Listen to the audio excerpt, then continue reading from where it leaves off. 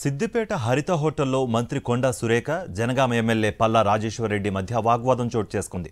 దీంతో రాజేశ్వరరెడ్డి సమీక్ష సమావేశం నుంచి వెళ్లిపోయారు.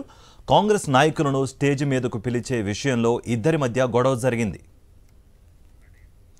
సంప్రదాయాలకు ఆచారాలకు వ్యతిరేకంగా సిద్దిపేటలో సమావేశం నిర్వహించారని అన్నారు ఎమ్మెల్యే పల్లా రాజేశ్వర్.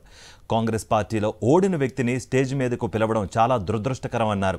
శ్రీ మల్లికార్జున స్వామి జాతరలో దోచుకోవడానికి కాంగ్రెస్ నాయకులను పిలుస్తున్నారని ఎమ్మెల్యే ఆరోపించారు.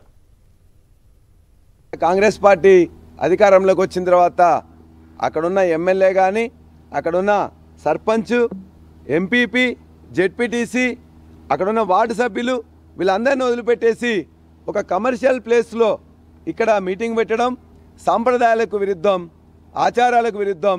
అంటే మీరు ఇష్టం ఉంటే ఉండండి, లేకపోతే పోవడం అనే విధంగా కాంగ్రెస్ పార్టీ ఓడిపోయిన నాయకుని తీసుకొచ్చి ఇక్కడ కూర్చుని పెట్టుకోవడం, వాళ్ళు పిలవడం, వీళ్ళు కూర్చోవడం కూడా విడ్డూరంగా ఉన్నది.